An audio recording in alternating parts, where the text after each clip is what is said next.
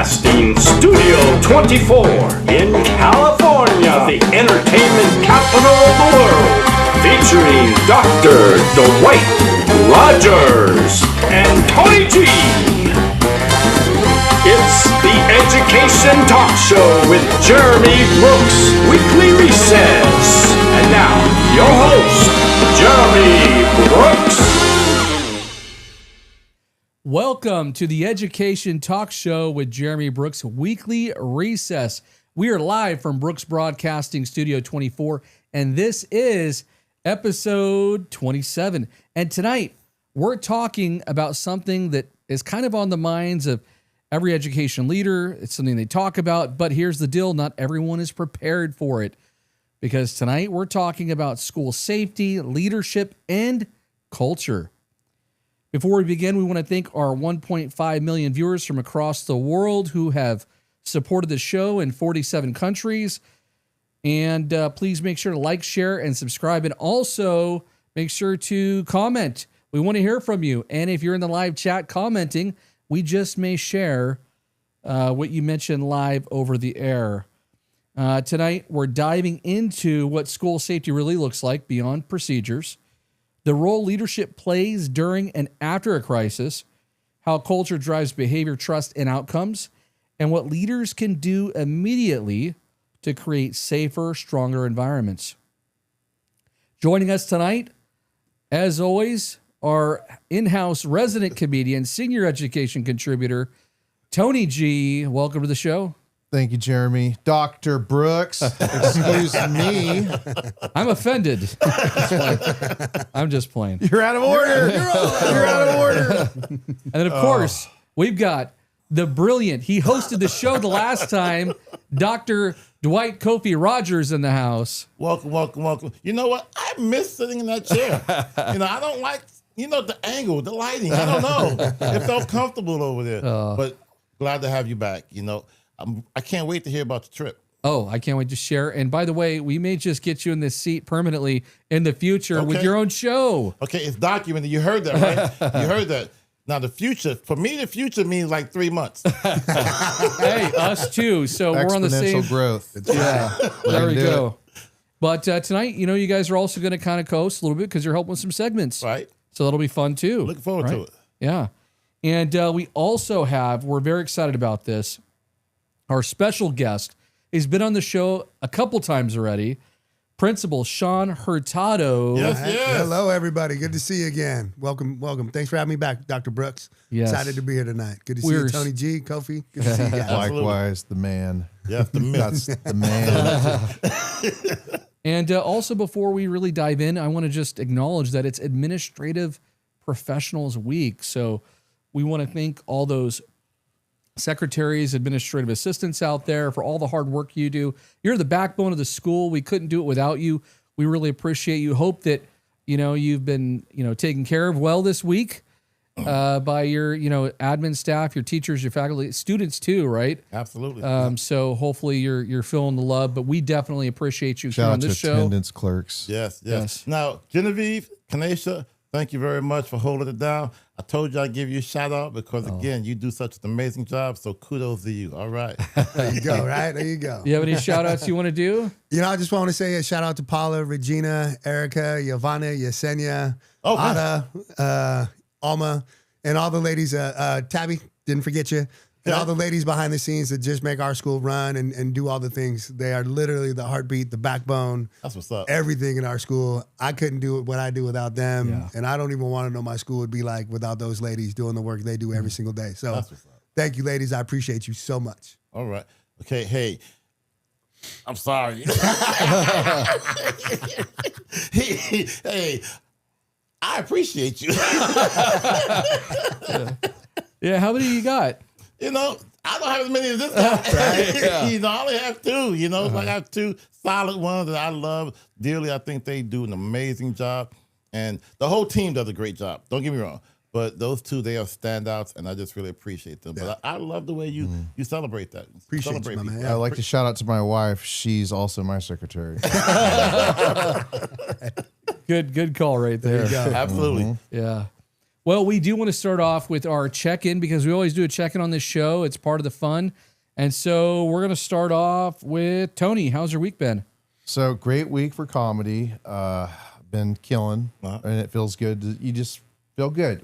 Okay, what's a kill? Is it this level of laughs? Is it this many people? It's when you know, right? And so again, it's nice because I'm loving it. I'm starting to learn my authenticity as an artist and performer, and I'm telling you, that's everything. And so, with that said, I got a lot of shows coming up, and it's beautiful. Awesome. Nice. Congratulations, my man. That's good to hear. Oh, thank you. Well, you know, me, I haven't had a lot of things going on, but we had a conference for African American parents, families in Stockton, and it was amazing. We had, old school rapper Yo-Yo that was in attendance. She was our keynote speaker. She ripped it. She tore the house down. And we had London Brown, gentleman, he's an actor extraordinaire. He's been in a lot of films, and he was our MC. And we had Little Sister Goodies, which is a soul food restaurant voted #1 in Napa, served the food, and the food was amazing. So if you were ever in Napa, go to Little Sister Goodies, and I'm sure you will be happily and delighted with what you get because they are amazing people. It's a family-owned business, so go see them. Go check them out. Is that what I saw? You're by your lake. He has a lake house, by the way. The big old pot. Was that what that was? Yes, it was a bunch. That was it. It was seafood. It was just delicious. I'm telling you, man. I saw that. Yeah. It was amazing. I was Making me jealous. hungry, man. Hey, you know what? I will bring some. Do you have a microwave? Christmas party. Chris, you know what? Yes. Christmas you know what? party. For Christmas party, we're gonna rent your place out for Christmas this year. That's right. I'm gonna pay. Or hey, they're coming to us. We got that venue secured. Oh, you know what? We're gonna have you cater for us. There you go. Little Sister There you Goodies go. will be coming. Go. All right, Shaun, how things been going? Life What's is been good, keeping man. you busy? Yeah, I mean, as a school principal, it's crazy all the time. This is the time of year, your master schedule for next year, you're shutting down one year, starting another, you got promotion coming up and seeing off the 8th graders and 8th grade trip.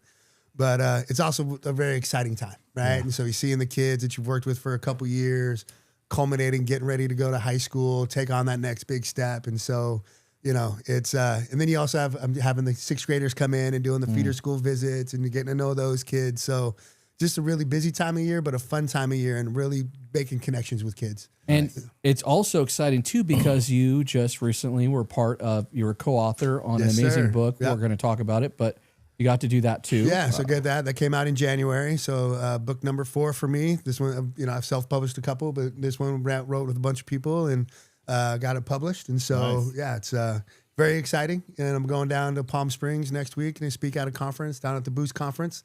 So if you're down there, please come see my session. We'll go get boosted. I love it. I'm tired just hearing what you're doing. That's a lot. You have the stamina of an endurance athlete.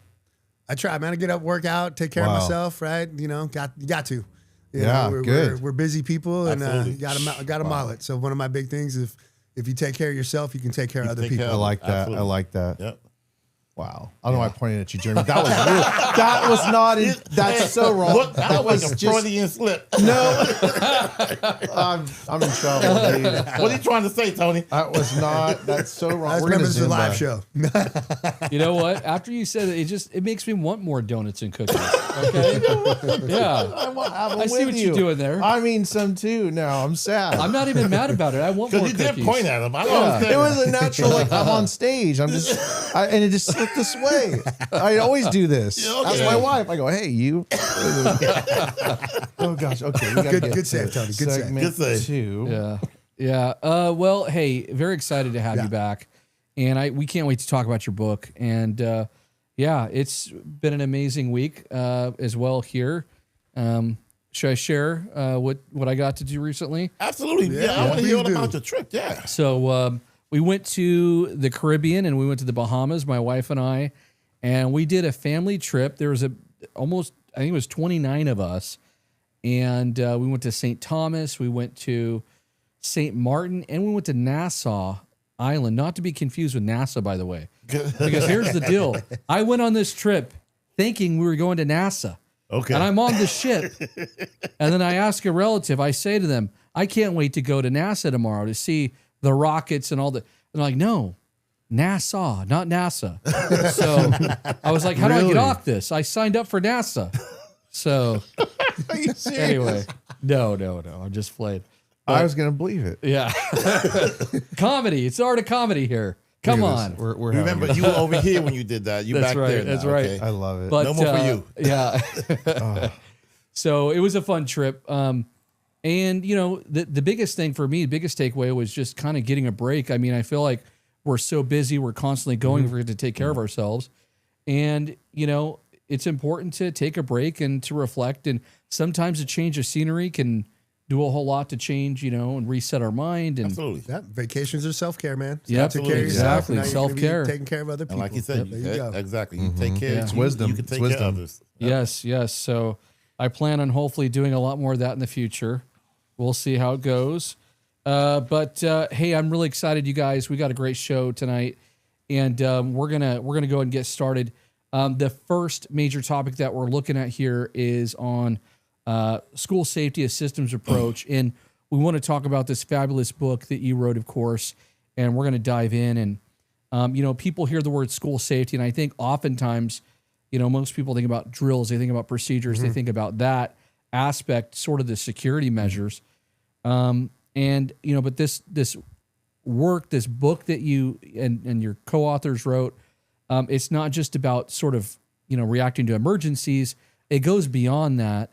And I mean, you had someone who was in the FBI that was part of this book, a police chief, of course, you're a school principal.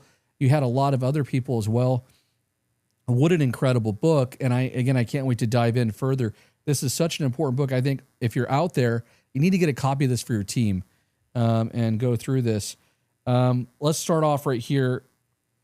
What makes this book different from sort of the typical school safety conversations that we hear about often? I think as you've already alluded to it, it's the wide range of people that we had working on the project, you know, and the wide scope that they had from, you know, a sheriff's officer who's been there reporting, going to the scenes of when there's school violence or things that are happening, having that perspective, nationally recognized, worked with the FBI's safety director, you know, knows more about safety in every realm that you could ever think about. So having his perspective, my perspective on like culture and how making connections with kids, providing the mental health resources helps kind of defer some of those things. And so when you're talking about drills and things like that, those are what you do when things are happening, right? That's what you're doing. It's a reactive part of school safety. And I think that's where a lot of people get hung up is they only really focus on what do we do when something happens and not those preactive measures that you can do to stop those things before they come into play. And, you know, what are you looking for?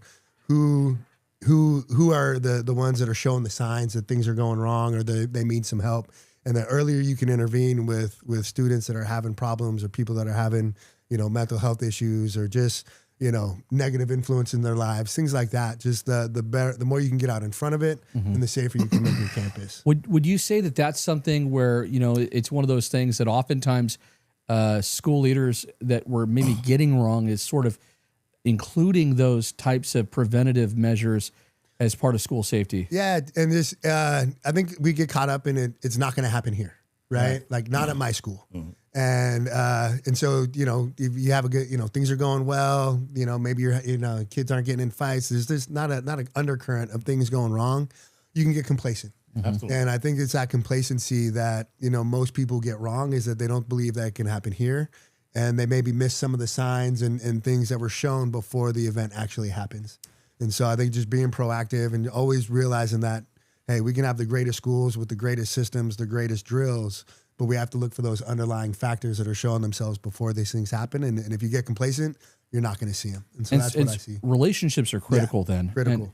And so how do relationships and communication actually prevent some of these issues before they ever become, a crisis? It's really building trust with kids, trust with staff, making sure kids have a trusted adult at their campus that they feel comfortable talking to, making sure we have, the mental health services in place and that, we have those staffed correctly and that we have the people on the campus to meet the needs of the students, Kids are seeing a lot. They're going through a lot. The world is changing, they can turn on the news and turn on their TikTok and see any number of clips that are going on, not just in our country, but worldwide as to just things that are going on. So they're growing up under more stress. They have more expectations on them than they did, and they have more eyes on them, ever since COVID, mental health has been a real issue. And so it's just, it was a problem before that. And, it just threw the gas on the fire, but it's also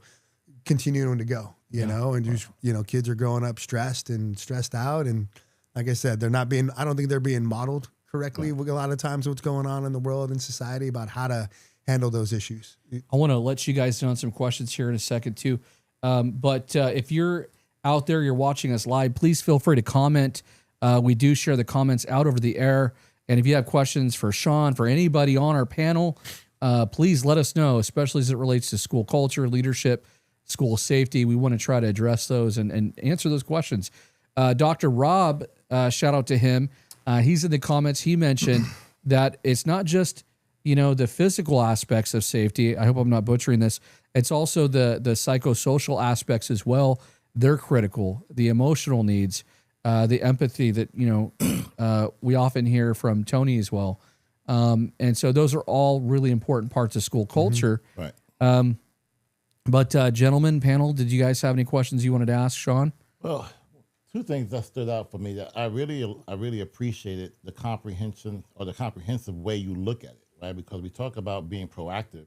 And so you have so many different viewpoints that come to the table where you can be proactive and see things a little bit differently than others can, right? And then you can communicate that cascading conversation can come in to keep everyone informed. Because I think, Jeremy, what you mentioned earlier also, I think Dr. Rob just said it, we're talking about, it's not resources oftentimes, it's about the mindset and not getting complacent and not saying, oh, well, it's not at my school. It's like, no, I'm going to think it could be our school. So we're going to constantly think in terms of it could be.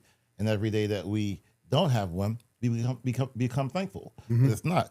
And then also, examining the data and just looking at, what's going, through our communities. Like, hey, if you know that it's a hotbed and things can come that way, then prepare for it. And as times change and opportunities happen, take advantage of it. We talked about conferences. You go to a conference, you learn something, bring it back.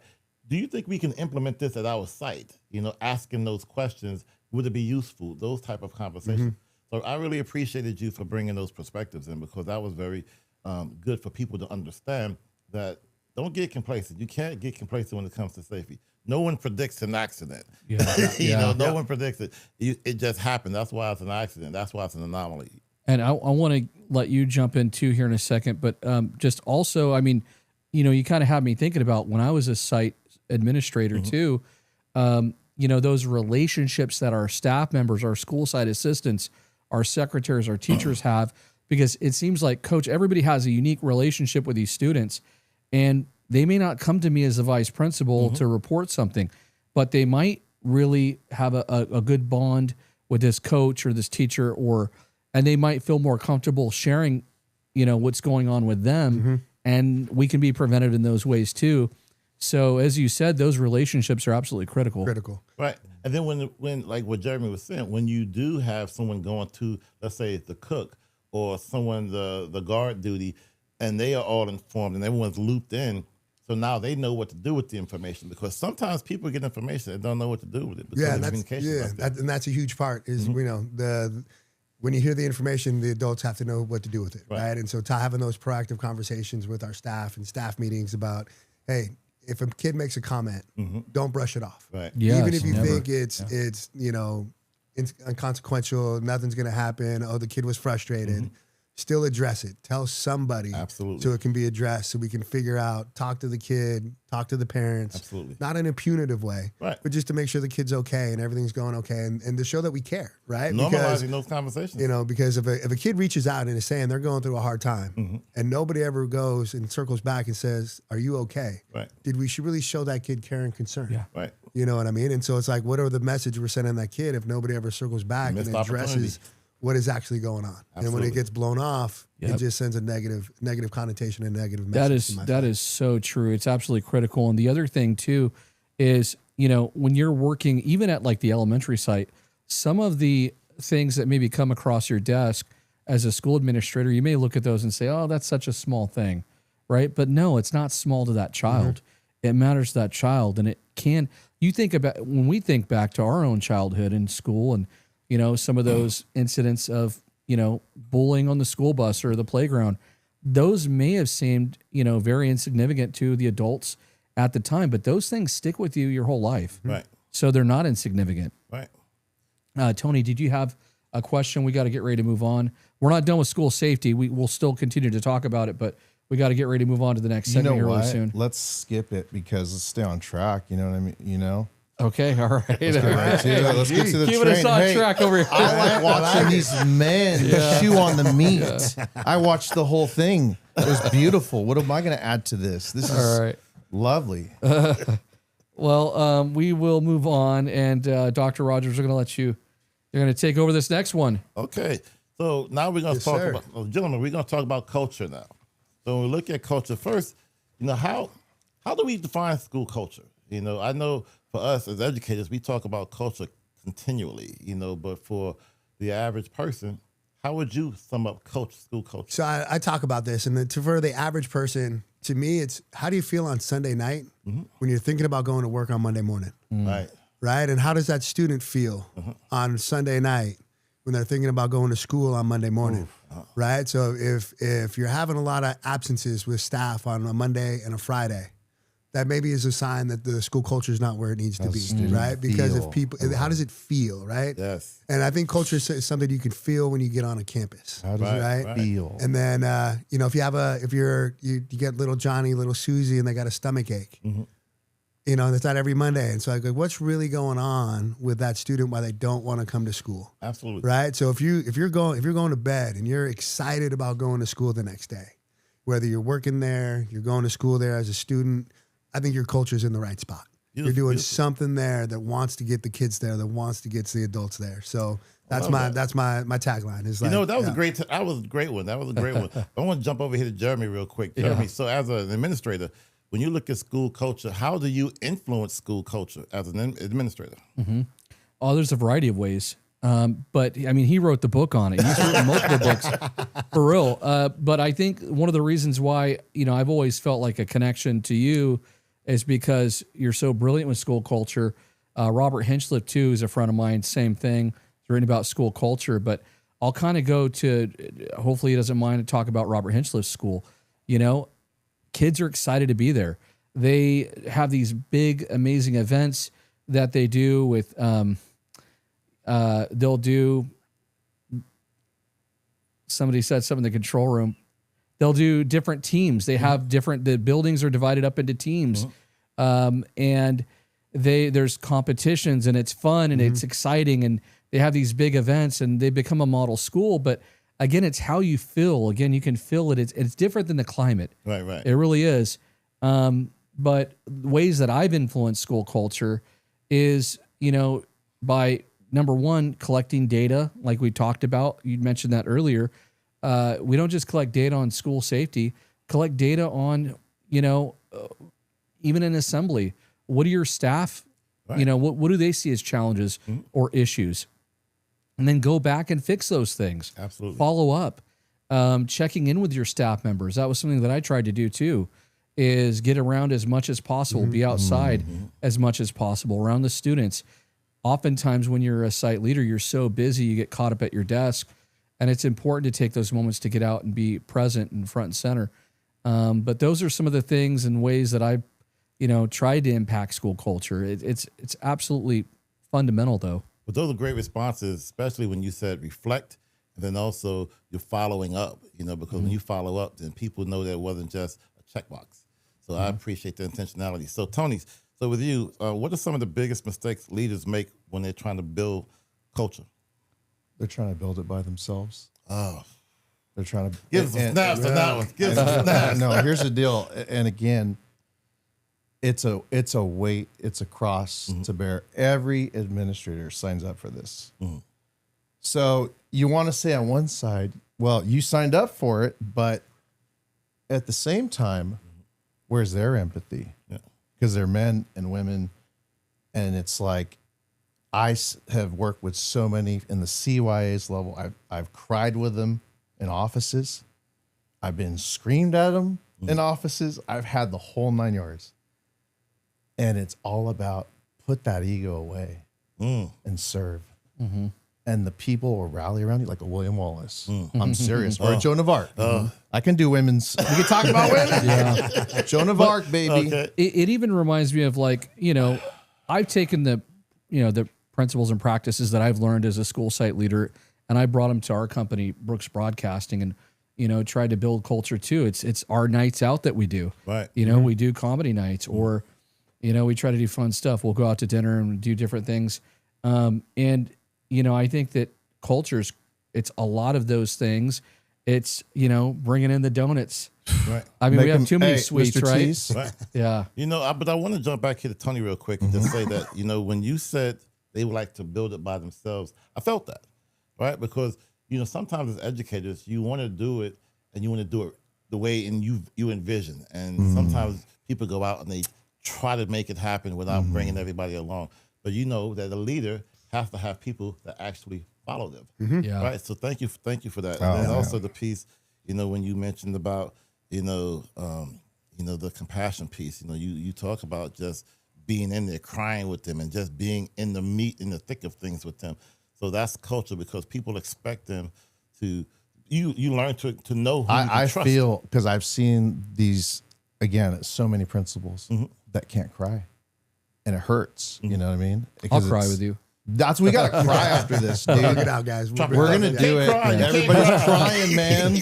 It's about empowering, the Yes. people that you're leading, right? Yeah. Yeah. I like to do. I call it prep walks, and Oh, so I've heard of I tell my staff I'm sorry, I forget the master schedule. I didn't know I forgot you had to prep this period. But hey, since I'm here, anything I can do for you? Right. Can I Right? say something? Are you in charge of the master schedule? Yeah, I build it. Hats off to you. Yeah. Because I know firsthand the grueling brain work that goes into it. I was in the why? Because mental health programs are very niche. So they have to intertwine with all, and I'm sitting there having to, with that kid, you don't want to put this student over there. They have these struggles and these disabilities. And it's like playing war room, in the NFL. Right. I'm not exaggerating. Oh, yeah. So hats You off ever, to you you. ever That's build a all master you. schedule? Thank you. Yeah. And they say, that's the hidden curriculum. Yep. Master schedule is the hidden curriculum because it controls climate. Yeah. Because if you mess up your master schedule and people, their rhythm is off, the whole camp, you can feel it when it doesn't work well. So hats One of off my to you. years was an accident, snafu. You don't want more than 8 kids in our room because of the volatilities. And, again, I signed up for it. But you don't want 30. And that could happen. In 1 week, boom, immediately you're, holy moly. And I'm going to you, help me. And we're just, Yeah. So real quick, round robin, gentlemen. Okay, this question. What's something students immediately notice about a school that adults sometimes miss? Start with Tony, go ahead. say that again. What's something students immediately notice about a school that adults sometimes miss? Smiles, Okay. joy. Our kids look for that. Okay. Thank you for that. I'm done. Okay, Jeremy. Yeah, no, I mean, I was going to kind of, basically piggyback off of what he said. I mean, that presence, that adult presence, they feel that right away. I mean, if they, get to a school site and it's in the morning and, they don't have those people greeting them at the gate, smiling, hey, how's it going? Checking in on them. They feel that. Right. Yeah. Okay. Yeah, Sir. I'd say to kind of piggyback on that, because for some of our kids, we know that may be the only smile, positive experience they have with an adult in that day, right? And so, how are we providing that's for our kids when they may not be getting it somewhere else in their lives, especially when you're talking about foster or homeless youth or socioeconomically disadvantaged. Their parents they're not bad people, but they're going through it, right? And what they see in their neighborhoods, or what they see when they're walking to school. What are we doing to combat that on the other end, right? Absolutely. Especially because we know some of our kids, they're going through some not very nice places sometimes to get to school. And, you know, how do you make sure that that kid knows that when they get here, they're in a safe place with people that care about them and are going to do right by them? Beautifully said, gentlemen. Beautifully said. So I want to close with this. Because leadership and culture are tested the most, not when things are going well, but when everything is on the line. So I want to take a few minutes and go a little bit deeper, right? Now, all of you have said some wonderful things about culture and leadership just showing up. Now, I'm going to say something to you that I truly mean. It's not often that you see men leading that space in education. And to have all of you contributing that is powerful and beautiful. And I thank all of you for modeling that. So thank you each and every one of you for your response. Thank you. Thank you. And especially the crying piece that he brought up. I mean, Hey, I'm telling you, dude, we can do method, man, right here, all of us. We can do Method Man? Well, maybe that'll be the M-E-T-H-O-D, soundtrack. man. That'll be the soundtrack to whatever we cook up tonight in a theater. Okay. All right. We're going to go to segment 4. okay. Let's do it. All right, I got this one, and then you get the next one. All right, so I do want to, you're on the show, and we want to do a little bit of an exclusive, one-on-one segment here with you. And of course, you could jump in, gentlemen, please, and ask questions too as we go. But I want to take a few minutes to just kind of talk about leadership, culture, and school safety. I said we weren't going to, walk away from that topic yet. But what have your experiences taught you about leadership that you can't maybe learn from a book? It's never done. So it's I say leadership, culture, safety. It's not a destination, Yes. right? You're never going to arrive at that place, The Alchemist. right? you have to keep going. I equate it to like sweeping the floor. You can sweep the floor once and it's done, and you can say, "Hey, I swept the floor," and try to check the box and say, "Oh, it's done." Come back a couple days later, you're gonna have to sweep the floor again, Absolutely. right? So I think a lot of people think, "Oh, I did an event." Or I talked about school culture at a staff meeting, or I talked about safety, or we did a drill and we checked the box. And so we're done. Right. But no, it's never done. You're always a leader. You always got to get better. You always got to meet the needs of your staff and your kids, always develop and learning from other people. You always have to have an eye on the culture and what's going on, because once you think you're done, then something's going to go wrong and the culture is going to go down the hill. Absolutely. Right. And, the same with safety. We talked about earlier. You can never get complacent. And so as soon as you think nothing's going to happen, that's exactly when it happens. And so it's also equipping everybody, like your situational awareness, things like that, like training people to see what they don't naturally see. And then again, that communication piece. Yeah. And really the staff trusting you when they hear things to come to you, because we all care for our kids. Yeah. And sometimes they want to protect the kid, or like, "Oh, you know what? It's okay. Yeah, they said it, but they didn't mean it." Or, "No, nothing's going to happen. I know him. I know his brother. We taught his brother too. And oh, mom is so nice." But they maybe miss an opportunity to intervene. It really is about the people, right? Yeah. And as you said, but the other thing too, when it comes to school culture, what is the thing that we find that people often misunderstand or miss? Is it what you kind of talked about there too, regarding checking the boxes, or I had a staff development day on school culture, so we're good? Yeah, I think so. It's not, like I said, it's not a checklist. It's never done. And so it's something you have to focus on every single day. I make a point to address something in my school culture every day, whether I'm going around and telling people how much I appreciate them, whether it's giving little gifts or sending little text messages to people, or just making sure we recognize the secretaries and the school nurses and all the days, right? Making sure you're getting those days, and at least having that face-to-face conversation of how much you appreciate the work that they're doing.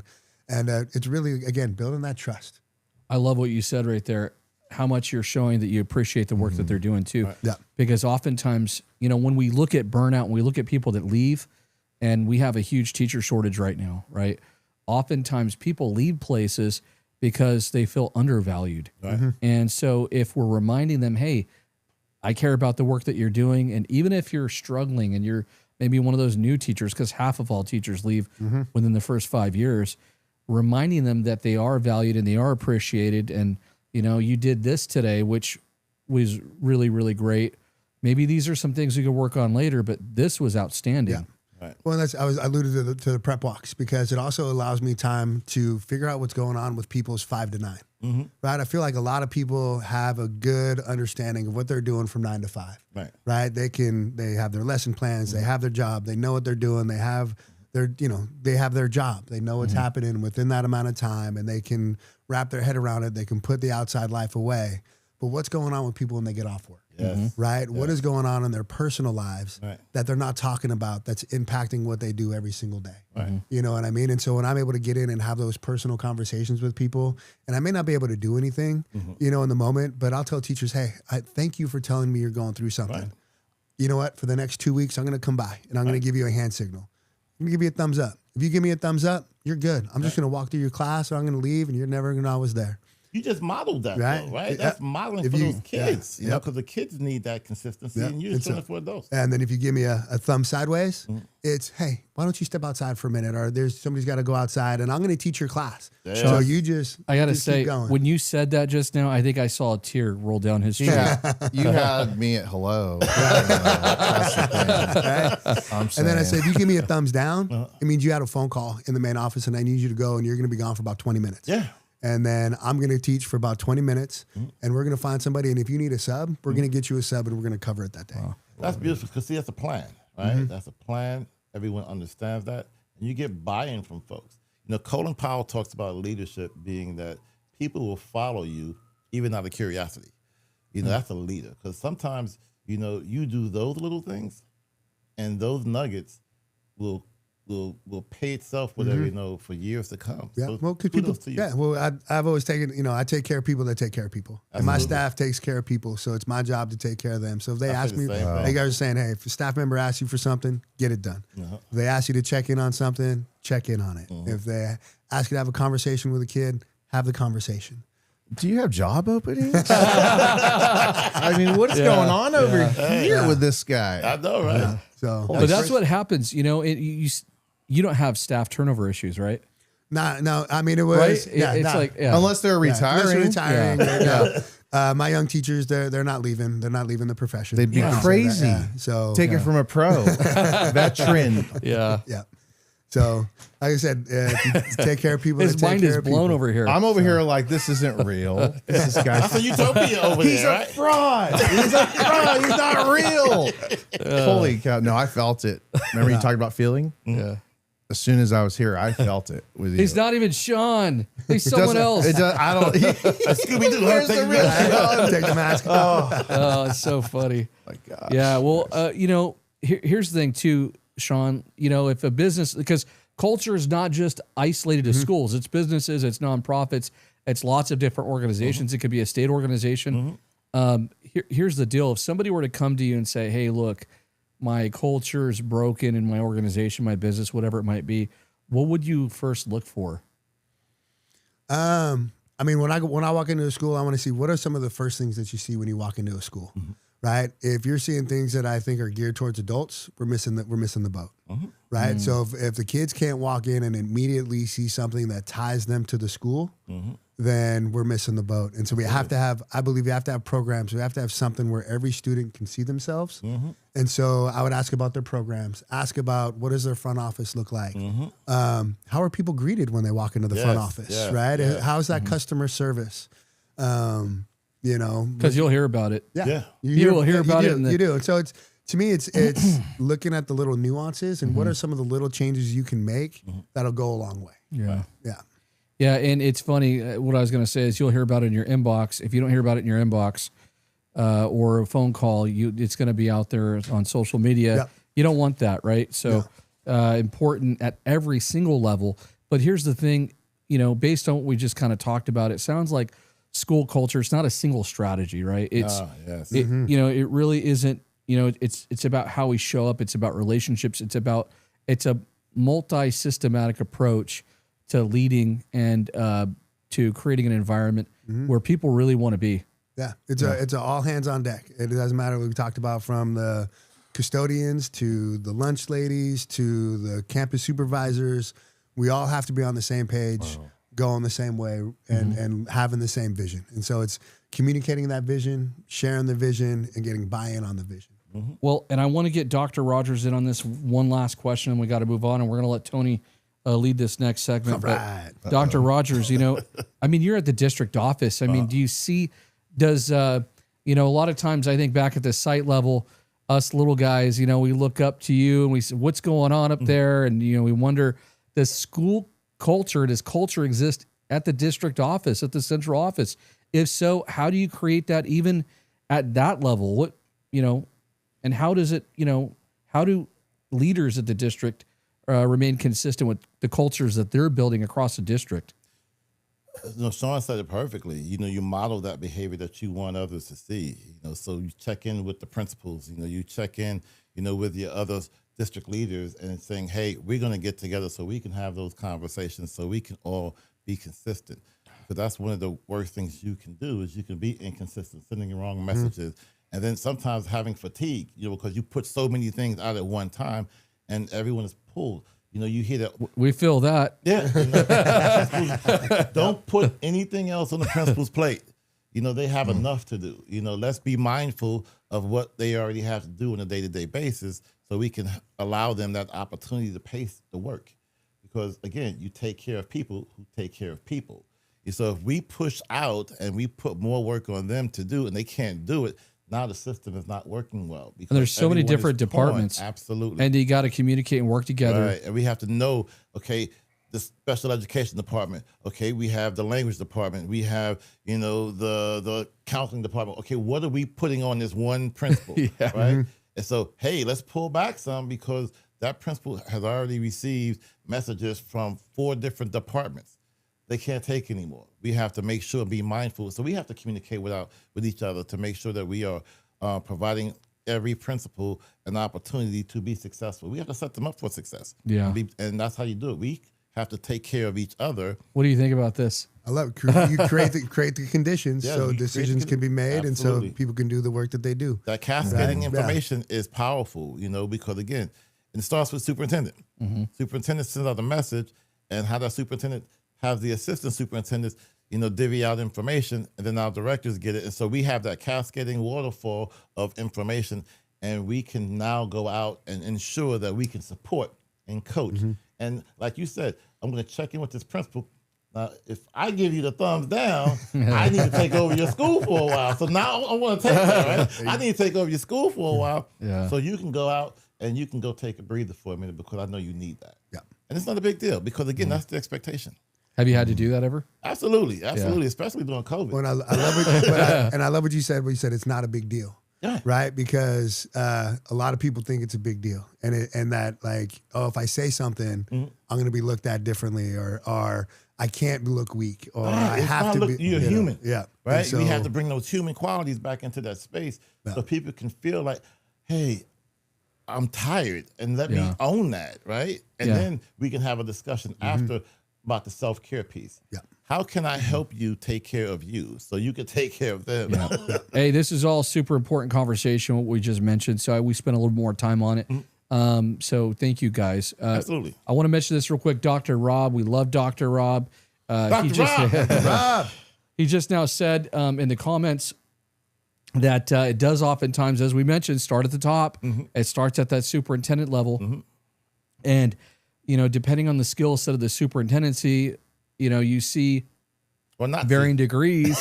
You may or may not see varying degrees of, sort of culture being built too. Right. So thank you, Dr. Rob, for bringing that, lens and that perspective to us as well. We really appreciate it.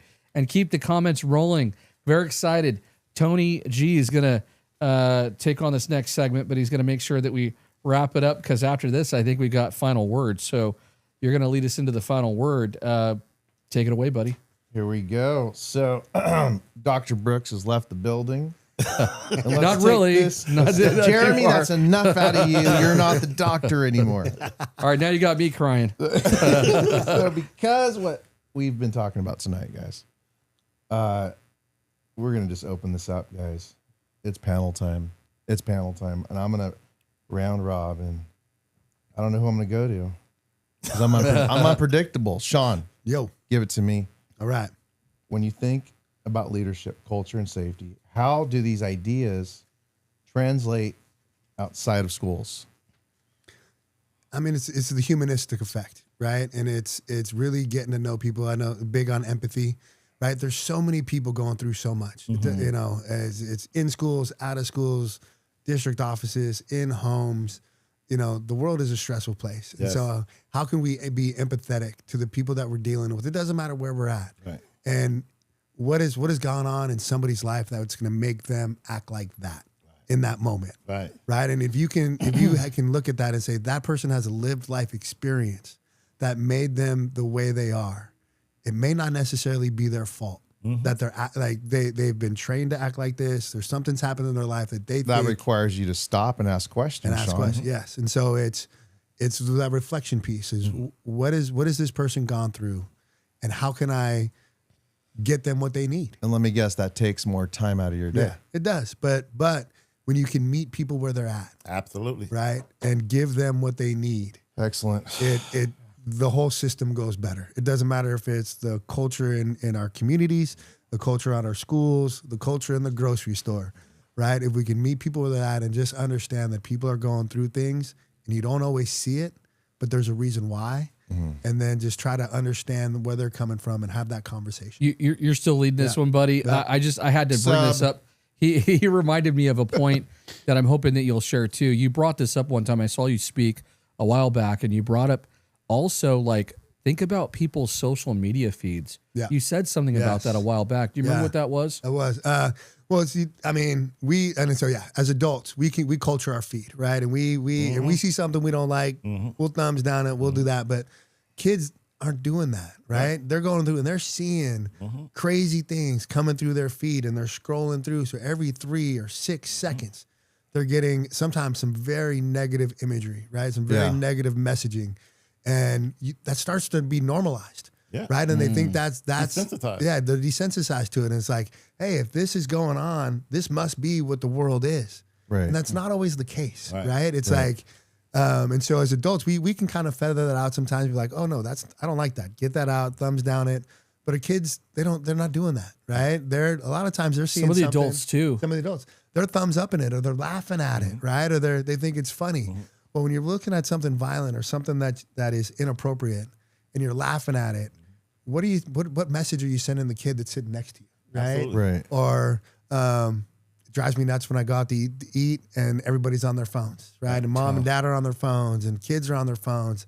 And there's no conversation happening, right? It's like that's the time to come together as a family and just build that bond, right? And so that's what I'm wondering. And you know what, Kofi, because we got to get to you, and I want to hear your perspective on this.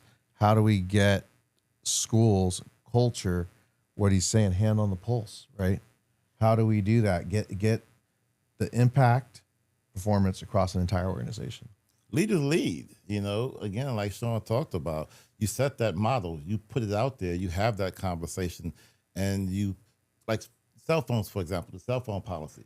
You come in, you say, well, we're not going to have cell phones in schools, because it does this, right? And so now we have another conversation saying, we are going to interact this amount of time, and we're going to provide this amount of stimulus, and that stimulus is going to be positive. It's going to be healthy, and you're going to have interactions that create that environment.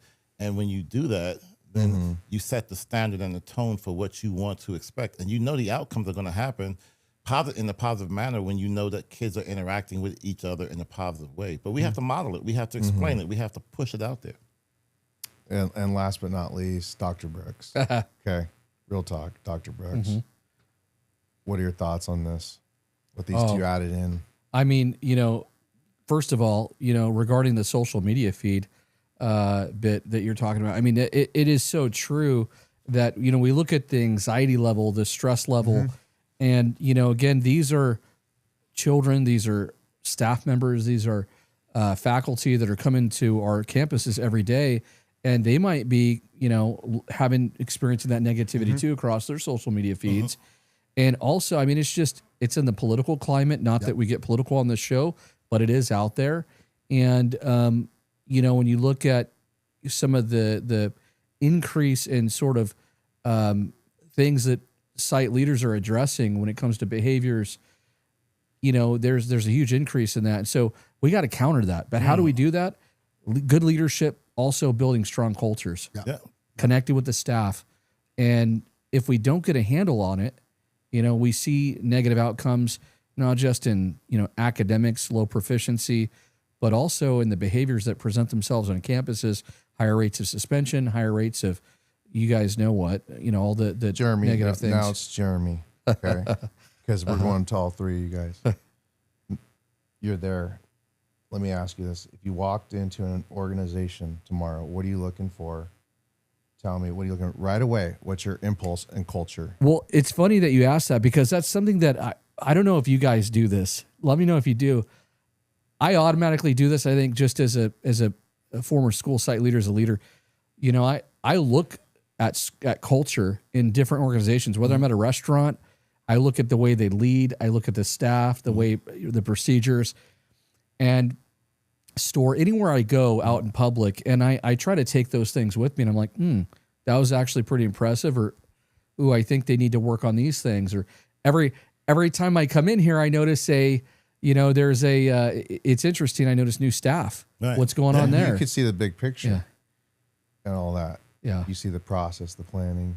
Oh yeah, but I also think, I wonder what their personnel costs are for hiring, and but like Southwest Airlines, we just flew. Do you like Southwest? Not right now. Hey, yeah, I know. Okay. Yeah, but here's the thing though, some of the the stewardesses, the pilots, instead of when they do the safety checks and all that stuff. Sometimes people they're not paying attention. What are we doing? We're getting ready for the flight. You're on your phone. You're shutting it off. You're doing whatever. But you see some of those leaders that are on airplanes for Southwest Airlines, for other places too, but they're having fun. And as they're having fun, you really are more engaged. It's like, oh, wait a minute. I'm kind of actually paying attention here to the safety checklist because they added a few jokes and they're positive, and yeah. Shaun, what do you got to add to that? I look for how are the staff, right? How are they? Are they going through the motions? Like Jeremy said, are they joyful? Warm? Are they warm? Right? I mean, you can tell a lot by walking into an office building or a place and just what's the energy level of the people that are there doing the work. You can every feel day. it, right? Yeah, I you can feel it every year. Yeah. Every year, and it's like wine. Oh, it's a good year. Yeah. And that's how it is. That's beautiful. Last but not least. I'm going to agree with the gentleman. You go in, and I call it my discernment. I go in, and what do I feel? Does it feel welcoming? Again, front office staff, are they making contact and a little conversation with you? I remember when my son wanted to go, I think I told the story before, my son wanted to go back to his home school because at the time, me and his mother had split. And so at my school that I was working at, he said my staff, my office staff were cold. They didn't speak to him. They were just ignoring him while he was in the lobby. We went to the school close to his mother, and they were like, "Hey, family," and they were just having just little conversations with him, and there was such a difference, and just being able to welcome people, because we have to look at when someone comes in, that's the first impression that they get of that school that school campus.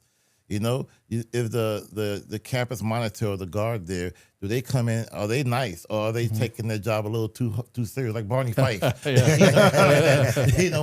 Want to frisk everyone or whatever. So, what interactions do they have on a personal level? And I think I agree with you. And then kids, like, do you hear kids, having a good time on the campus during recess and things like that, where you don't hear the fighting, where you don't hear the other stuff. And those type of things let you know that it's a good, welcoming space. Well, gentlemen, this is my segment. This was excellent. I'm going to pass it over to Dr. Brooks. Take us home. Well, hey, listen, guys. Here's the thing. We got our final word segment. We're already at that point in the show, and I know it goes by quick. During the final word segment, we give our guests, our panel, an opportunity to share a final closing message. We'd love to also hear what you have coming up. If you've got any conferences or any comedy gigs, or we'd love to hear where we could, purchase your book, contact you for speaking engagements, those sorts of things.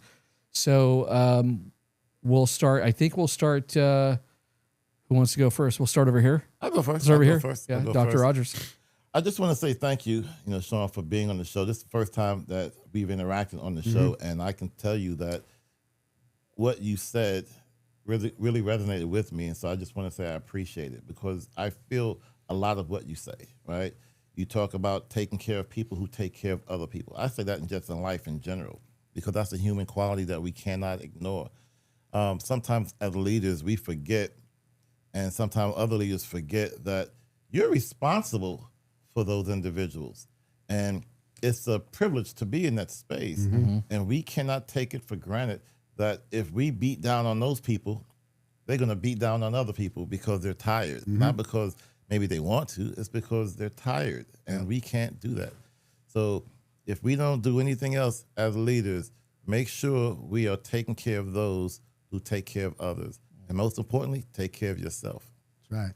And if we're beating up on teachers, that means they're beating up on the kids. Absolutely. Right? So don't do that. I love this saying you got. What is it? Eat. There's something about like. Oh yeah.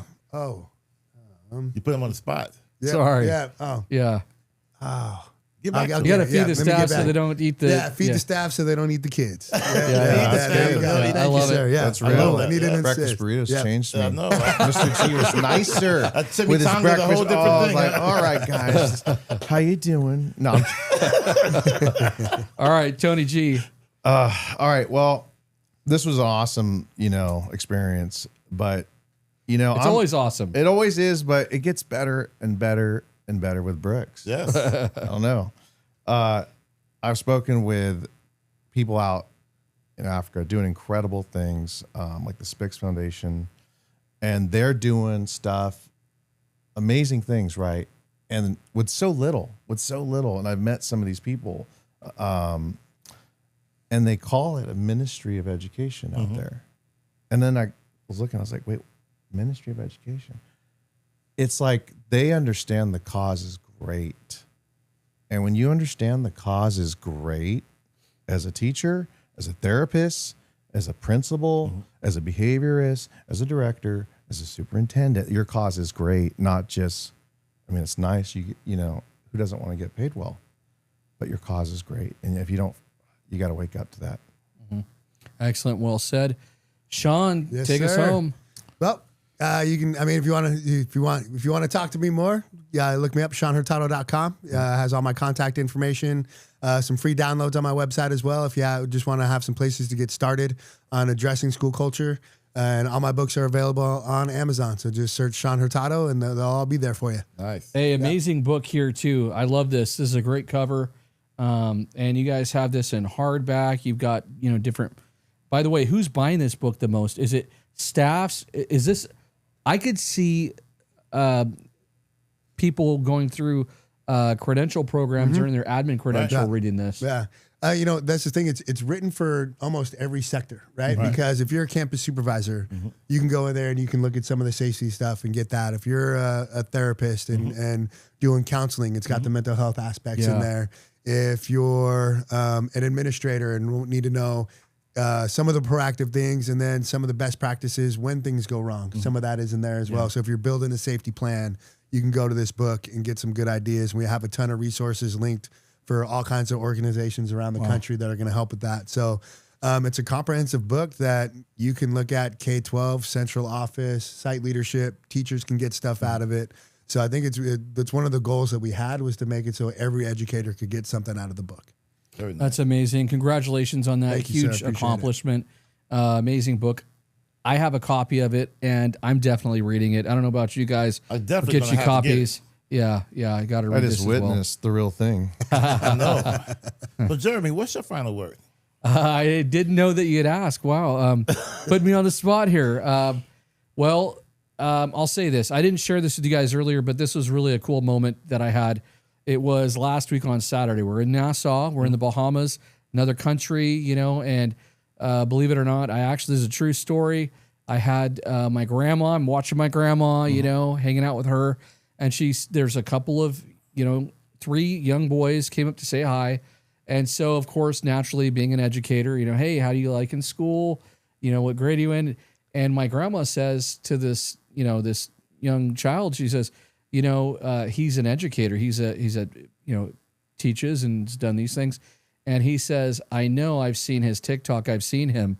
True story. Are you serious? True story. This really happened. Yeah. True story. This And isn't the first time. it's You told me not. a story It does- just like this. It does happen sometimes, but to be in another country and I know. I mean that was like That's was crazy. Yeah, it took me back for a second. Right. But I think honestly, the reason why I brought that up is because it shows the impact that we're having around the world. And Global. really, it really is. When we look at our numbers, again, it's 74 plus countries.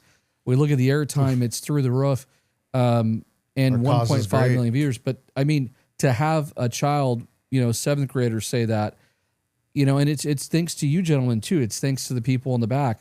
It's thanks to Culture. our guests. Yeah. It's everybody. Brooks culture. Yes, the Brooks culture. Yeah, and we definitely owe a lot to our audience. Absolutely. For supporting us, because when you like, share, and subscribe, and you comment and all those things, it helps to get our message out there, to bring on brilliant speakers like our guest here, Shaun. And so we really appreciate you. And I think that has to be my final word. We got to wrap it up because we're right at 7:30. And so, tonight, thank you, gentlemen, for being on the show. you. We really Yes, thank appreciate you. it. Again, thanks to our control room. Thanks to our 1.5 million viewers in 74 countries around the world. We appreciate you and everything you do. And next week, we'll be right back on. We're going to have another show next week. We're not taking any time off. We're going to be with you all the way to summer, right? right. So we're excited about that. But as always, in your schools, your districts, your communities, please take care of one another. And we'll see you next time on the Education Talk Show with Jeremy Brooks. Good night, everybody. Good night. Good night, everybody. Thank you, guys.